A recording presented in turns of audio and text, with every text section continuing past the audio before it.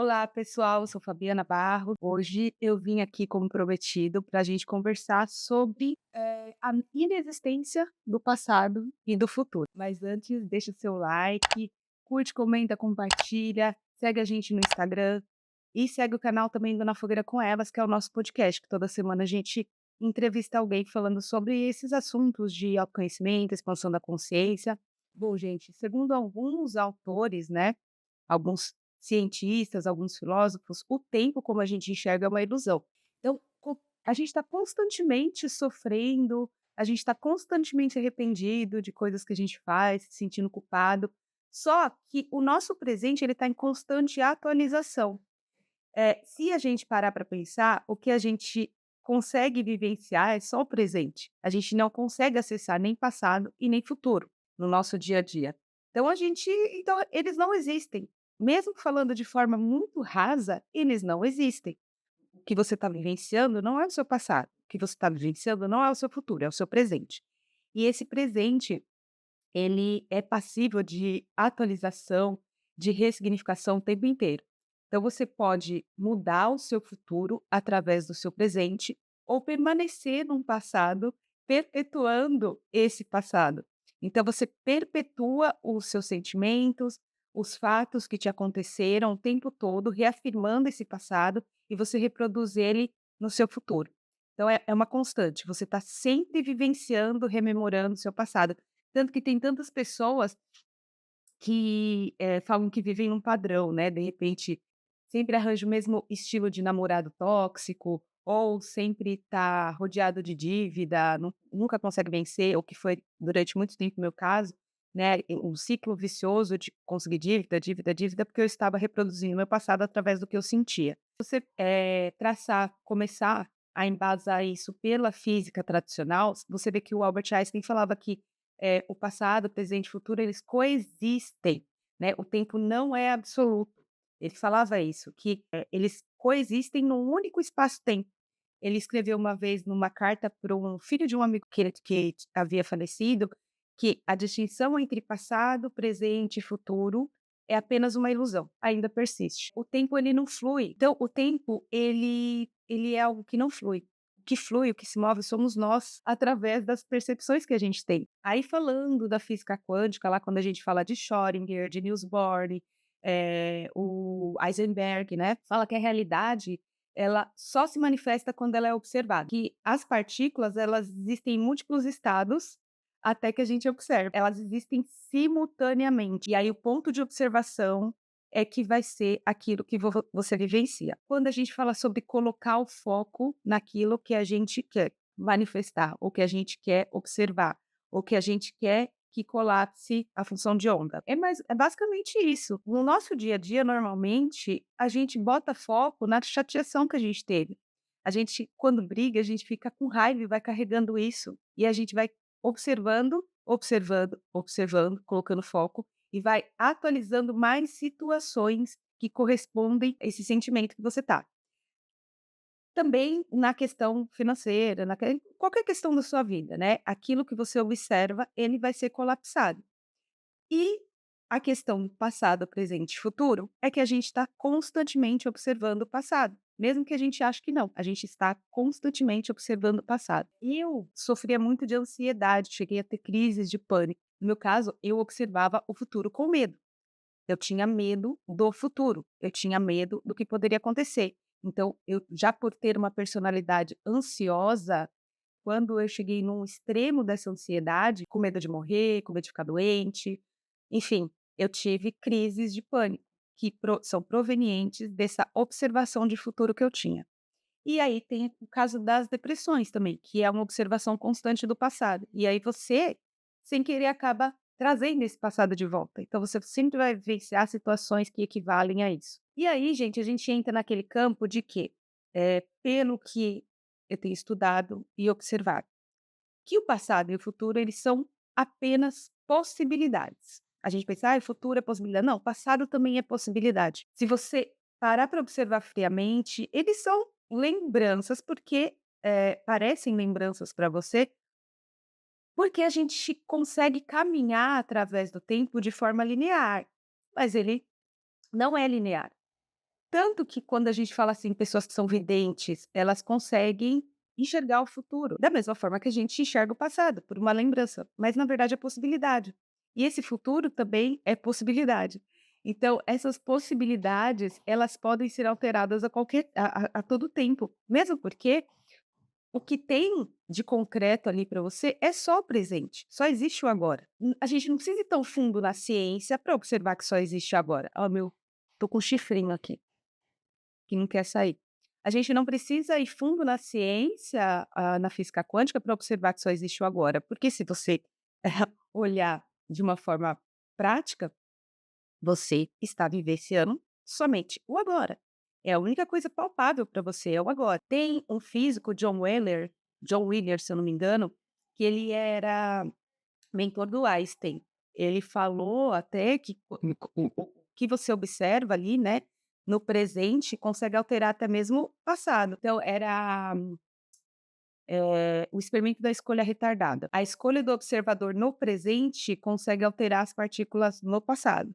Então isso já é de antigamente, já de muito tempo, os cientistas já, tinham essa hipótese, né. Então, gente, isso derruba completamente, né, esses estudos derrubam completamente essa história, essa nossa impressão de que o tempo é linear, né, e aí abre infinitas possibilidades. E aí falando um pouco de filosofia, a gente lembra de Santo Agostinho, que falava: "O futuro ainda não é, o passado já não é, e se a gente fosse sempre presente, não seria o tempo, seria uma eternidade", mais ou menos assim. E aí quando você fala do Immanuel Kant, né, ele falava que o tempo, assim como o espaço, eles não existem fora da consciência, que isso é uma forma que a nossa percepção usa para organizar a nossa experiência. Então são muitas pessoas falando a respeito disso. Aí tem um alemão também que falou que o ser humano, ele não está no tempo, ele é o tempo, né, eh, Heidegger, eu esqueci o nome dele, mas ele fala que o ser humano não está no tempo, que ele é o tempo, porque só existe no modo de projetá-lo. E aí, gente, tem o Jean-Pierre Garnier Mallet, estava até relendo um livro dele ontem, Mude o Futuro, que ele fala de desdobramentos do tempo, né, fala sobre o duplo quântico, enfim. Só que não só ele, mas você tem o Greg Baden, o Deepak Chopra, o o Bashar, o próprio Bashar, que fala sobre essa questão do tempo ser só campos de probabilidades, né. E aí você vai decidindo essas probabilidades, você vai, materializando essas probabilidades de acordo com a sua observação. Existem várias possibilidades. O que você estiver sentindo, acreditando, tendo convicção que vai acontecer, é o que vai se materializar provavelmente, tá. A não ser que outra pessoa esteja colapsando por você. Aí, o que será materializado será o inconsciente coletivo. Então, gente, tudo já existe simultaneamente. O que a gente chama de futuro, na verdade, é uma versão do agora que é acessada pela vibração que a gente está. Então, gente, a gente não muda o futuro, na verdade, a gente ajusta a nossa frequência para acessar a possibilidade, né, desse futuro. E ele, na hora que a gente acessar, ele deixa de ser futuro e é um presente. E aí, gente, voltando ali no Bashar, ele fala que são infinitas probabilidades de futuro, na verdade, de agora. E aí você vai acessando ali, né, de acordo com a sua frequência, de acordo com o que você escolhe. Então, esse negócio da escolha ficou muito claro para mim quando eu vi que eu estava sem saída, assim, para uma situação assim que estava me deixando muito preocupada. E aí eu falei, até comentei com meu marido, eu falei, cara, quando a gente fala essa questão de escolha, né, que a gente se vê sem escolha, que não tem o que fazer. A escolha, na verdade, é você escolhe o seu estado de consciência. E a partir da escolha do seu estado de consciência, olha, eu escolho, não é escolha assim, por exemplo, tô sem dinheiro nenhum, tô fudido, não tenho o que eu fazer para pagar tal conta, eu não tenho como escolher pagar, escolher arranjar o dinheiro. Não é essa a escolha. A escolha é o estado de consciência que você está. As circunstâncias não importam, apenas o estado de ser importa. Então eu escolho estar no estado de ser mais otimista ou neutro para que eu consiga resolver esse problema. Então, não importa o que você está passando, não importa o que você está passando, você tem que aceitar isso. E foi tão difícil para mim. Você tem que aceitar que a forma como você estiver que a vibração que você estiver, que o sentimento, a sensação que você estiver, ela pode ou resolver o problema ou degringolar de vez. É isso que resolve ou degringola o problema. Não é a sua ação, mas o estado que você recebe isso. Essa é a escolha. Você escolher como vai estar, porque essa escolha é a observação. Então, se eu estou vendo algo ruim, estou observando aquele algo ruim com uma ótica diferente do que que eu observei ontem, quem criou o problema, a consciência que criou o problema, não consegue resolver. Tem que ser uma consciência maior. Isso é libertador, porque assim, o tempo não está te levando para lugar nenhum, é você que está se deslocando através dessas faixas frequenciais. E você se desloca através das escolhas que você faz. Então, a escolha não é o que a ação, a escolha é como eu vou encarar isso, qual o seu estado de ser. Falando sobre essa questão, né? Eu estava pensando outro dia, a gente estava conversando sobre vício, essas coisas assim, eu e meu marido. E aí eu peguei e falei: "Olha, mas assim, se você tem um vício, se faz sentido essas hipóteses, então você precisa simplesmente, através de alguma ferramenta de permissão, meditação, seja que for hipnose, o que for, você muda para uma faixa frequencial onde você, no seu passado, você não tinha esse vício, você nunca teve esse vício. Então você acessa uma nova linha de tempo onde você não teve esse vício. Isso com vício, ou com pobreza, ou com qualquer outra coisa. Você acessa uma linha onde você nunca foi pobre, você acessa uma linha onde você nunca foi ciumento, você acessa uma linha onde você nunca foi, enfim, tudo, com tudo. Aí eu falei isso pra ele, né? Ele falou: "Você tá ficando louca". Enfim, e sempre que eu tenho um download, depois eu vejo um vídeo, alguma coisa, ou alguém vai no meu podcast ali e fala alguma coisa muito parecida. E aí eu vi um vídeo do Bashar não, do Lucas Naves, se eu não me engano, falando isso, que, se a pessoa, por exemplo, fuma, ela entra numa linha de tempo, eu faço uma hipnose com ela e ela entra numa faixa de que ela nunca teve esse vício, e aí se ela volta sem ter esse vício, né. E aí eu endossei de novo, né, aquilo que eu tinha pensado. Aí eu estava numa gravação do podcast, foi uma querida lá, eu fiz essa pergunta e fui um pouco além. Então, se por acaso a pessoa, ela tem uma experiência de que ela nunca teve aquele hábito ruim, enfim, isso impacta na saúde dela? E essa pessoa falou: "Sim, impacta na saúde". Aí eu lembrei daquelas pessoas que são as que tem ai gente, eu esqueci daquele filme Fragmentado, pessoas que têm várias personalidades ali, enfim, que senta na cadeira ali e assume a pessoa. Teve uma reportagem que tinha até uma que tinha diabetes, e aí quando assumia outra personalidade a pessoa não tinha diabetes, às vezes a pessoa tem algum problema de saúde, a outra não tem um vício, a outra não tem. E assim, é comprovado por exame que a pessoa, a personalidade não tem aquele problema de saúde. Então eu fico pensando, claro, né, é porque é uma outra linha de passado, é uma outra linha de tempo. Então faz muito sentido, assim, se você começa a aplicar isso no seu dia a dia, você vê mudanças significativas, né. Não estou falando de saúde, tá, gente, porque pelo amor de Deus, não brinque com saúde, enfim, mas com essas coisas, preocupação, situação financeira, né, relacionamento. É claro que é sempre legal você vibrar na saúde, eu procuro fazer isso e dá muito certo na minha vida, mas é que existem casos e casos, né, a gente não pode brincar com a saúde, né. Mas arriscaria dizer que a vida fica mais leve, além da vida ficar mais leve, você acaba resolvendo problemas de forma mais fácil. O passado não existe, mesmo pensando da forma mais superficial possível, porque você não consegue. Você consegue sair daí e acessar ali seu passado para resolver alguma coisa ali? Você consegue para o seu futuro?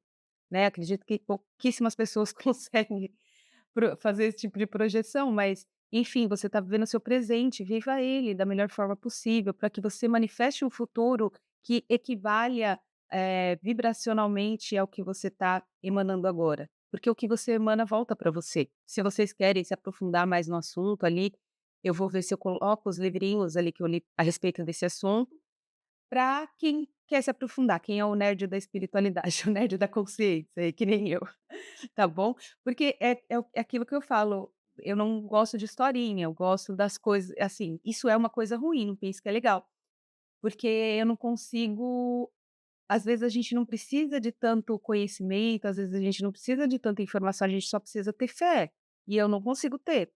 Eu preciso que me provem por A mais B. Óbvio que nada disso é provado cientificamente, né, apesar de existirem muitas hipóteses, experimentos, algumas coisas até que dá para afirmar, mas num geral, num contexto geral, não. Mesmo assim, você vê que existem muitos cientistas que assinam embaixo disso, porque eles percebem que o universo é muito mais daquilo que a gente consegue medir. E aí que eu vou soltando um pouco esse negócio de querer que tudo seja provado cientificamente, porque tem coisa que a ciência mesmo admite que não consegue provar, que não consegue medir, né. A ciência está aí para estar menos errada, ela não afirma nada, ela só quer estar menos enganada. Todos esses experimentos são para isso. Mas gente, sinceramente, pelo que eu vivencio e pelo que eu vejo, pelo que eu converso, realmente a gente não é só isso.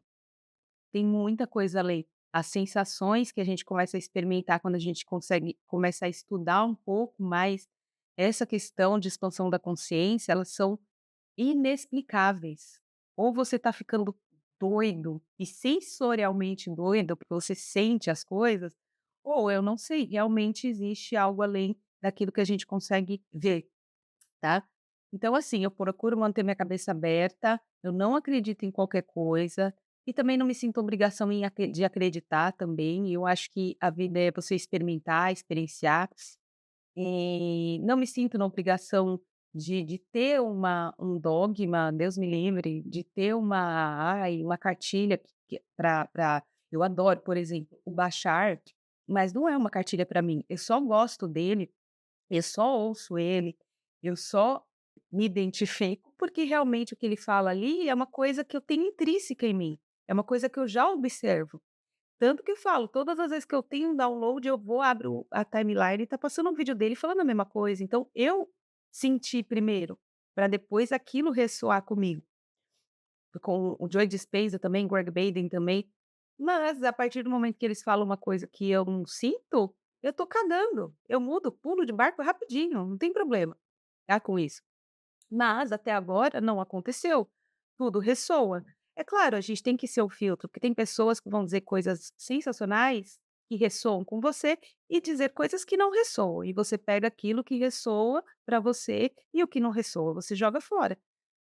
Mas pra mim, assim, esse viés mais científico, né, da expansão da consciência é o que eu me identifico mais. Então é isso, gente. Não esqueçam de curtir, compartilhar e até mais.